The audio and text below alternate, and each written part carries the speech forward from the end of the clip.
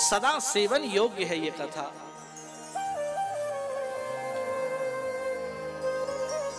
कहते हैं कि आप 12 स्कंद हैं, 12 स्कंदों का पाठ करें। बोले इतना समय हमारे पास नहीं है महाराज, तो 12 अध्यायों का पाठ कर लो नित्य।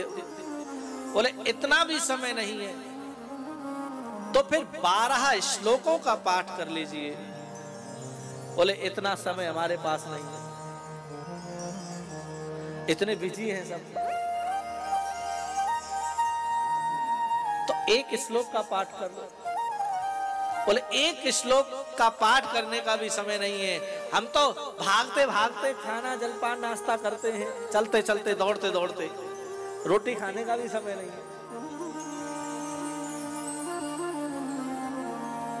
तो बोले ठीक है, इतना भी समय नहीं है, तो चलते फिरते ही एक पाद का पाठ नित्य कर लो। क्या फल मिलेगा उसका? तो कहते हैं राजसूयाश्वमेधयो, उस एक पाद पाठ करने का फल राजसूय यज्ञ करने का मिलेगा। पहले राजा महाराजा जिसमें बड़ी ताकत होती थी वही राजसूय यज्ञ करता था, लेकिन वही फल आपको भागवत के एक श्लोक के एक पाद के पाठ करने से मिलता है।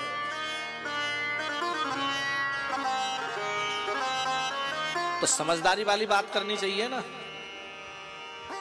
और समझदारी वाली बात बनियाओं से सीखो।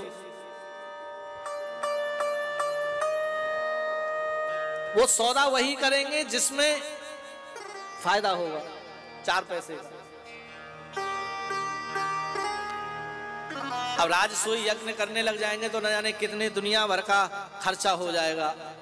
मुझे नहीं लग रहा आज के समय पे कोई कर पाएगा, यदि उसके नियम है उस तरह से तो कोई नहीं कर पाएगा।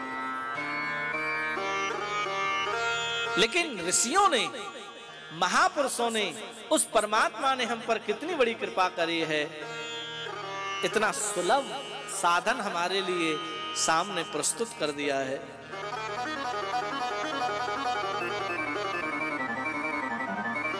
जन्म आदि अस्य यतः जन्माद्यस्य यतः। बहुत सुंदर श्लोक। उत्पत्तिश्च स्थितिश्च लयश्च ते हेतवे, जन्म आदि के जो हेतु हैं वो परमात्मा। ये सृष्टि जो दिखाई दे रही है, ये सृष्टि सब उन्हीं से ही प्राप्त है। ये सकल संसार उन्हीं का ही अंग है, ये उन्हीं का ही अंग है। ऐसे परमात्मा को हम वंदन करते हैं, प्रणाम करते हैं। योगींद्राय तदात्मनाथ भगवद्राताय कारुण्यतस् क्षुद्धं विमलं शोकममृतं सत्यं परं धीमहि।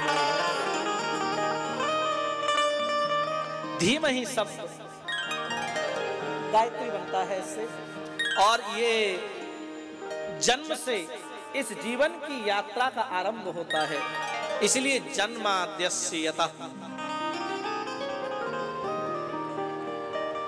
और अंत में जन्म लेने के बाद मनुष्य का लक्ष्य क्या है?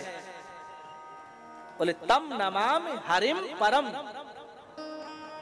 हरि को प्राप्त करना। इस जीवन की अध्यात्म की यात्रा आरंभ होती है जन्म से, और उसका लक्ष्य क्या है? परमात्मा को प्राप्त करना, उस परम की प्राप्ति। शुरुआत में सत्यम परम धीमहि, जन्माद्यस्य यतः से वंदना, और अंत में उपसंहार हरिम परम, परम की प्राप्ति। इसलिए हम यहां क्यों आए हैं, किस लिए आए हैं, यह हमें पहचानना चाहिए।